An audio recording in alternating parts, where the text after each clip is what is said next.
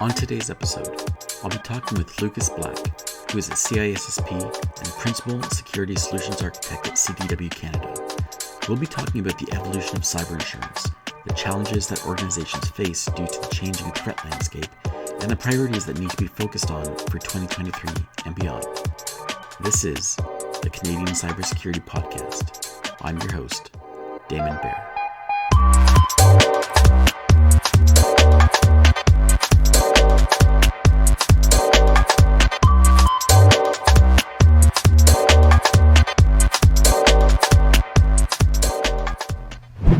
So today I'm joined with Lucas Black. Now, Lucas has been in the security space for quite some time now. Currently, he's the Principal Solution Architect for Security at CDW. Lucas, you have quite an interesting career, and you've probably been in the space for some time and seen all kinds of interesting things. Can you give me a bit of a background of how you got into this space? Sure. I started in my IT career in about 1994 when I was still actually in high school, and really kind of, did the traditional building your own computer, then fixing family computers, and then, really kind of took off from there. As far as security goes, I feel like I've been in security kind of right from the beginning. To me, security is doing things the right way the first time. And I hate doing things more than once. So call it laziness, call it whatever you want. But, it doesn't make sense to stand something up quick when you're just going to have to put a Band-Aid on it, 5 minutes later. So kind of throughout my career, security's always been my focus. Really starting out of college, I helped set up a security program for home and small businesses back in Ontario. And then took on a role at the University of Western Ontario where, really I was brought in for security. They didn't have a hardware person, sysadmin, and they had gone through a couple data breaches. That's where, I really got in deep with system hardening and database hardening. It was a very daunting task that I didn't think I was ever going to get through. After being at the university and solving a lot of the security issues that they had, I moved to Calgary and have worked for now my third value-added reseller in CDW. Thanks a lot for that background. Now, one thing that I'd like to talk to you about today, which is top of mind for a lot of organizations, is the topic of cyber insurance.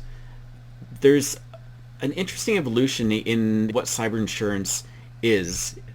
I think that back a few years ago, when the first concept of cyber insurance really became a thing, the insurers didn't really know what that meant from their perspective. So they got into it without fully understanding of what it would really mean at that time and what it would evolve into. What's your perspective on that? I think when the insurance companies started getting involved, 3 to 6 years ago, they didn't realize, they didn't have any clue of what they were getting into. I think if you compared an original policy when they first came out compared to what you get today, it's going to look drastically different.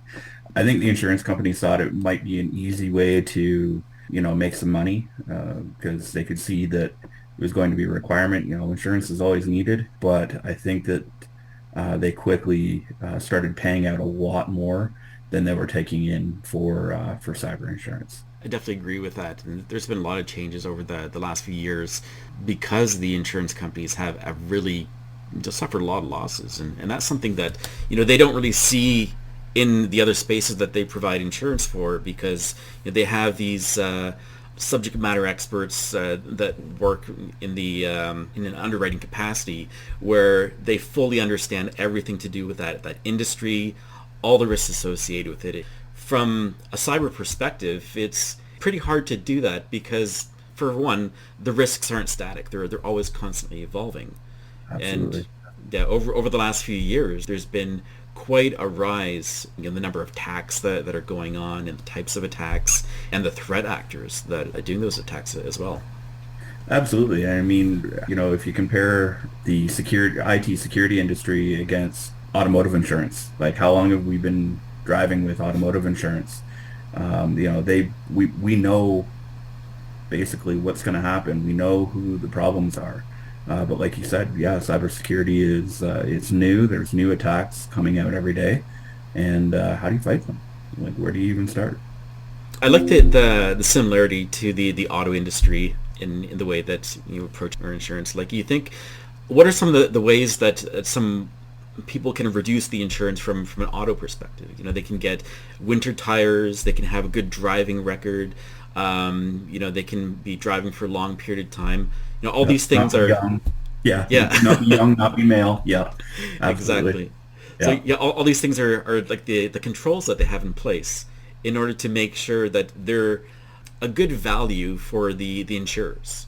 yeah, So when it comes to cyber, it's the same sort of thing, but the problem that I think a lot of organizations have when they're trying to get, you know, cyber insurance these days is that they don't really have the basics when it comes to security. It's usually an afterthought. The controls that need to be put in place are quite a daunting task when you go from 0 to 100, you know, not having that background. yeah, absolutely. And I mean, IT has always been seen as a budget sinkhole for a company, right? You know, name a job that you don't require a computer for nowadays. Like even to troubleshoot a car or a piece of equipment, you're not thumbing through with wrenches, you're not taking stuff apart. Plug a computer in and you know, look at the diagnostics of what's going on and it'll tell you what the problem is.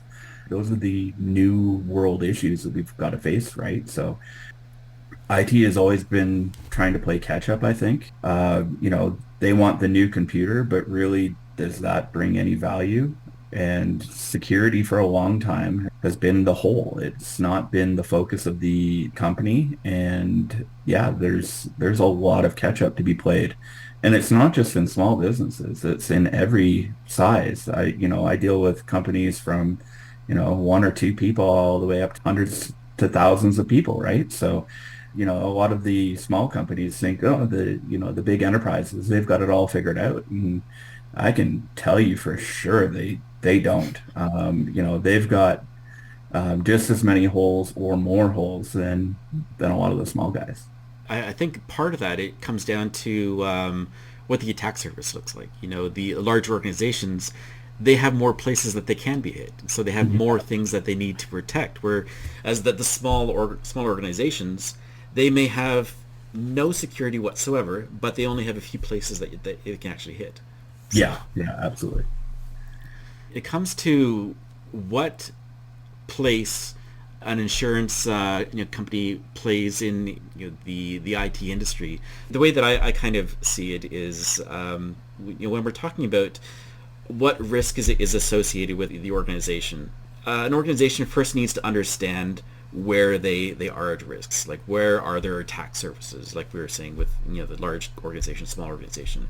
And once they're able to determine what their attack surfaces are, then where are they actually vulnerable in these attack surfaces? And Yeah. then again, once they figure out that, okay, what mitigations are they going to put in place, or are they going to be able to remove that risk?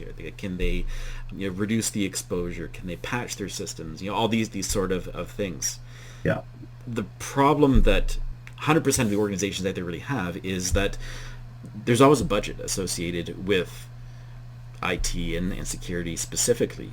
And in order to patch everything, to have everything at the top level, that doesn't fit anybody's budget. So No. you have to prioritize what you can, determine the roadmap, and the roadmap is always going to be longer if you haven't started anything at that point. Yeah, absolutely. And in doing the kind of architecture piece, you know, for the last 10 or 12 years, one of my first questions is, especially with a new customer, you know, tell me about your environment. What does it look like? And the number of times that like I've never had anybody give me, oh, this is how many desktops we have, and this is how many servers we have. It's always a ballpark figure, which is terrifying. Like, how can you protect something that you don't even know that's plugged in? Like, yeah, that computer might have been slated for life cycle, you know, a year ago or 2 years ago, but maybe it's still sitting in accounting or in marketing, just plugged in. like not doing anything. Well, that's something that's attackable, right? Yep. So, I think, asset management, vulnerability management, those are two huge things that in any organization I've come across, I would say maybe 1% have a grasp on.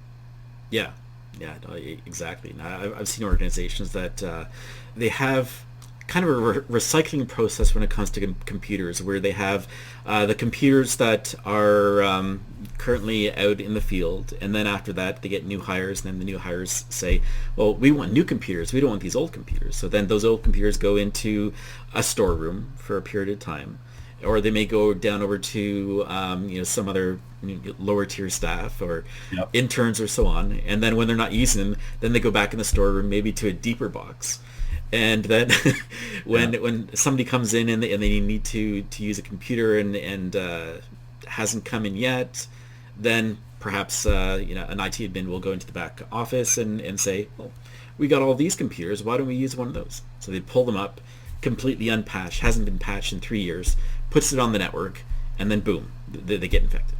Yeah, yeah, and it'll be infected before you know it, right? Yep. So, and I mean, not just desktops, and like I've seen servers rotated in like that. Oh, we just need to stand something up for a month. Okay, well, we're not going to buy anything. Let's just plug, our old domain controller in. Well, it's still got all the domain controller functionality to it. Maybe you shouldn't do that. So, especially nowadays with supply chain issues, like it takes a long time to get hardware, and if you need hardware today, you're going to use what hardware you've got. So, Yeah. yeah. I've actually seen some instances where an organization has some machines that are infected, and they decide that the best way to deal with that is to just put them in the storeroom. Oh, absolutely. Take them Yeah, offline. yeah. Out of sight, out of Problem fixed. mind, right? Yeah. I'm a firm believer in taking an infected computer off the network, but the next thing I do is either replace the hard drive or completely wipe it. Even after I wipe it, it's probably not going back onto the main network right away. Yeah. See if there's something hidden in it that maybe I missed, right? That's I've definitely seen that, and I've definitely seen, especially with IT turnover, the help desk person or sysadmin put it in the closet, and all of a sudden, an IT manager or somebody's like, "Well, why do we have this brand new asset sitting in the closet?"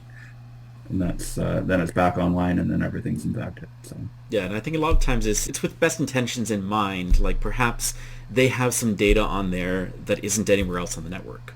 So yeah, they say, okay, well, we'll take this offline for now, but I really need to get that data off there. right, And yeah, then that's in the get around to pile, and you know, yeah, IT staff or ops may be dealing with the rest of the infected network and right. never gets back over to that one infected That one one machine. closet. Yeah, absolutely. Yeah, so getting back over to where the insurance companies fit into the whole space of it. Yeah, so I think that it's important to understand the attack surface, have risk avoidance in place, remove as much as you can, do the mitigation that you can, have a roadmap. But it gets to a certain point where they have to say, okay, we've done everything we can. This is the residual risk that remains after mitigations are in place. Hmm. Therefore, we need to do a risk transfer. And then Yeah. that's where the insurance companies really come in. That's obviously the reason why you get insurance in the first place, right? One, what the insurance companies are now asking for seems, I mean, on paper looks good, but a lot of them, there's a lot of variability. Like there's not a Canadian cyber insurance checklist. Like there's not a definitive list. When I was doing some research for this discussion, just, if you go to Google and type in, Canadian cyber insurance checklist, you're going to get pages, and there's going to be some common themes, the standard have backups, train your users, multi-factor authentication, all that stuff's great, but everybody wants it at a different level, right? Everybody wants it to be train your users this often or every week or every month or every quarter. Like there's no definitive guideline at this point in time. Yeah.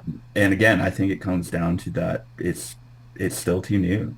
The insurance is too new to know what's going on. But what do you see? Like when you're out talking to customers, like where do you see the big holes that they're struggling with?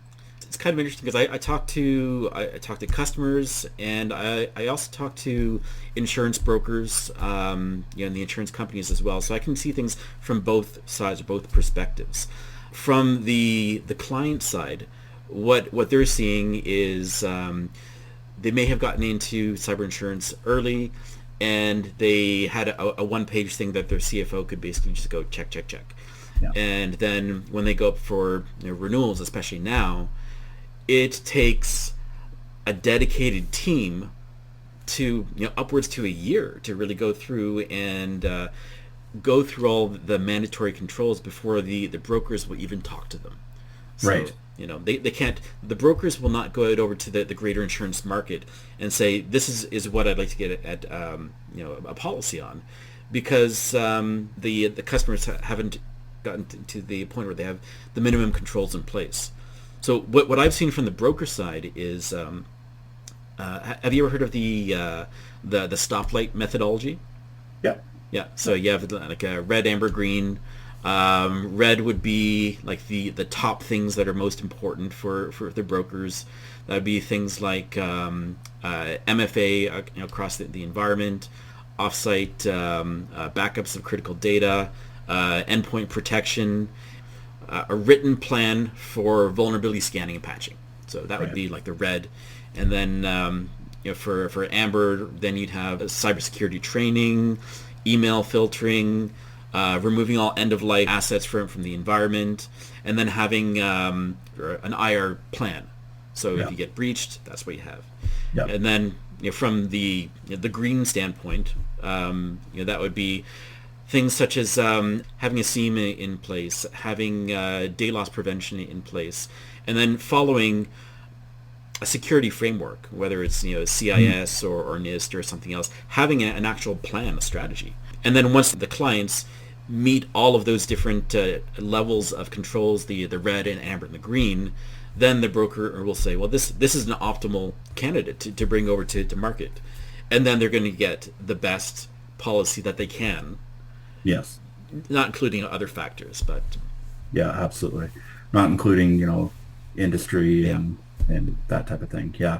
And all those things are absolutely necessary, but, like you said, comes back to time. Like how many of your customers are small IT shops that, are 1, maybe 2 to 5, resources? That's not a lot of people, because you're going to be doing all these checklists for your insurance company to try and get a policy, but you still have to do your everyday job. Yeah. Right. So where do you factor that time in? Is the organization prioritizing that? They seem like very simple things to do, right? Like, oh, is MFA installed, across the board? Do we have an MDR? Do we have an EDR across the board? Do our backups go off-site? Do they work? Like, all of these things take time, and most IT people don't have time. Like, that's, at the end of the day, there's just not enough time in the day for an IT person to get all their tasks done. And to have this added on top of it, especially when it's kind of just passed on to IT. The only time I've seen security work is when it comes from the board, right? Like CFO, CTO, whoever says we have to make this a priority because we don't want our name in the papers or on TV or anything like that. So it all comes down to time and money, unfortunately, I think. And I think that, at least in Canada, there's a lot of organizations that they are not large enough to actually have a CTO. They may just have 1 or 2 people on the small side, or perhaps there's an IT ops manager that has every hat under the sun, and then they have a few people over there that do some of the day-to-day admin ops, onboarding, all that kind of stuff. For those companies, and again, there's a lot of them in Canada that fit that profile, they kind of have to look outside the company in order to meet the minimum things that they need to do from an IT ops standpoint. Absolutely, yeah. companies that are able to provide that vCISO services, from a security perspective, are able to help offset some of those lacking capabilities or deficiencies. Yeah, absolutely. No, I agree. I've seen it over the last, 3 years of every IT company is looking to get some sort of managed security services in place, right? And it comes down to resources. I don't know if you've looked at an entry level cybersecurity position, but it's not like you can just hire somebody out of school. They're looking for 3 to 5 years of Yeah. IT experience. Well, maybe after 3 to 5 years, you're still not ready for security, or maybe you're more interested in cloud or, sysadmin, or maybe you see people, pulling their hair out in cybersecurity, and you don't want anything to do with that because, I lost sleep at night because of an issue in my environment. Yeah, absolutely. When I was at the university, I didn't sleep well a lot of the times because until I had fixed the holes that I could find, right? So, and if I can find the hole, somebody else can. It's not a great feeling. So, yeah, and I mean, yeah, you want to get insurance to transfer that risk, but what does that cover nowadays? Like it used to be, yeah, we would pay your ransom. Yeah. And now there's not a lot of things that they actually will cover. And really, the cyber insurance, are you better off spending that money with an insurance company or getting an IR retainer from, one of the big security providers? Organizations are asking that question: is cyber insurance really worth it at this point? Maybe it was in the past. Maybe instead of investing that money into insurance and having it go away, let's invest that money into the actual security posture. Absolutely. Yeah. Yeah. So and then that kind of goes back over to what I was originally saying, over to understanding where you're exposed, doing the mitigations, having a plan, getting an MSP or an external party to come in and help develop that plan.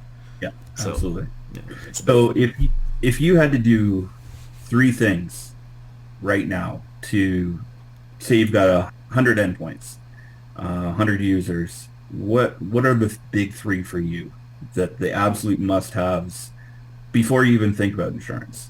What is necessary? patching, endpoint, MFA.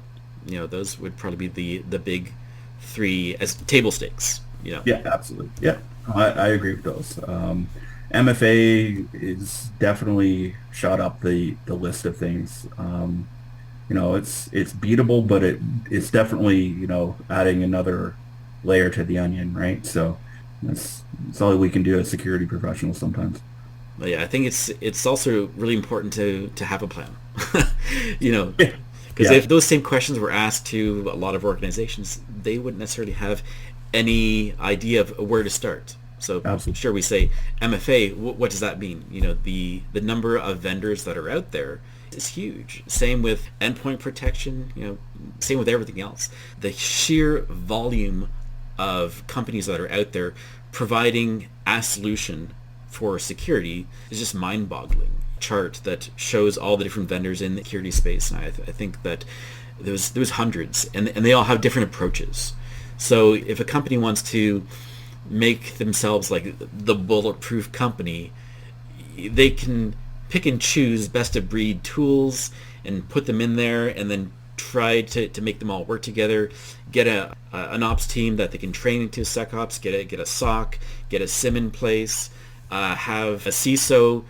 Build that up. Build an automation. It's millions of dollars in order to do that. Millions, absolutely Yeah. millions. Yeah. The number of times, I get brought in to a conversation with, I want to stand up my own SOC. Okay. Do you have 7, 8 figures to start Yeah. the conversation, not to do the project, just to start the conversation? Because you're going to need a team of users, or a team of, of security professionals. You're going to need all the tools. You're going to need all the monitoring. You're going to need threat feeds, everything. Yeah. That's generally a non-starter for a lot of companies. And then going back to, your top three, they may not have MFA in place. A lot of them don't. Almost nobody has a patching strategy, especially a confirmed and written down one, right? Yeah. So, especially when they get these checklists of, what their insurance company's looking for, they are better off spending the money to lay the groundwork, get the proper foundation first before trying to instigate your own SOC. Even having SOC as a service, if you don't have a solid MDR, if you don't have MFA, if you don't have patching, you're probably not going to get any value out of a SOC service. You're just going to have a SOC service basically saying, you need to fix all this. Yeah. Yeah, that's why it makes me laugh when I hear about organizations that don't have any security posture, no plan or anything like that, and then they hire a company to come in and do a pen test. Yeah.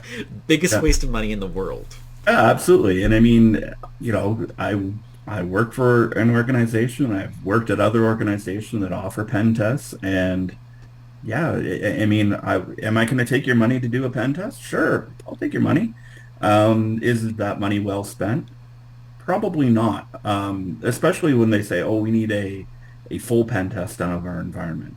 And when I start asking and probing, what they really are after is like a vulnerability assessment, right? Like, what is wrong in my environment? Because I mean, you can pen test an application or an entire, organization, but where are you getting in? Yeah. Either a user or a vulnerability. So if you take care of MFA and patch management, you've just reduced most pen testers' ability, right? So I think there's a lot of these checklists have to be more granular. You have to get down to, do you have patch management? It doesn't matter what it is, but do you have it not just for Windows, but for all your third-party apps as well? Do you have MFA on anything outside of the organization? Any cloud asset, or, even just to log into your computer? All these tools are out there. It's just time and money to get them installed. There is no one solution, right? Like, yeah. There's, like you said, hundreds of IT security vendors out there. Well, most of them are existing as a company for a reason. They've got a product that works. Does it fit for you? Well, you can make anything work. Like most IT people are MacGyvers, right? Like they can make anything work. So it's just, is it the best thing for the organization? Does it work? Does tool A work with tool B? Can they share information? And I think that's really where the IT security industry is headed, is, which tools can share data amongst each other. Yeah. Right. If laptop A is a problem, can, a network device kick it off, or can the endpoint kick it off? And doing that with as little human interaction as possible. Yeah, I definitely agree. Yeah. Well, this has been a great discussion. All kinds of interesting avenues we went down, and I definitely appreciate the time that you had spending with me discussing this. So before we go, is there any last thing that you'd want to say to our listeners? Create a plan. Get something, and not just in the IT department. It really is something that has to come from the business and top down, because otherwise it won't work. It needs to be dictated from the boardroom and say, we need something, and you can use IT to give you the information of what's possible, but it needs to be kind of regulated from the top down. Well, thank you very much. Thank you.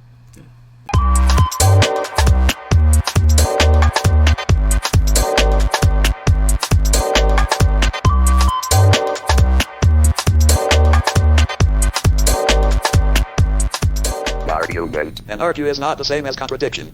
It can be. No, it can't. An argument is a connected series of statements to establish a definite proposition. No, it isn't. Yes, it is. It isn't just contradiction. Look, if I argue with you, I must take up a contrary position.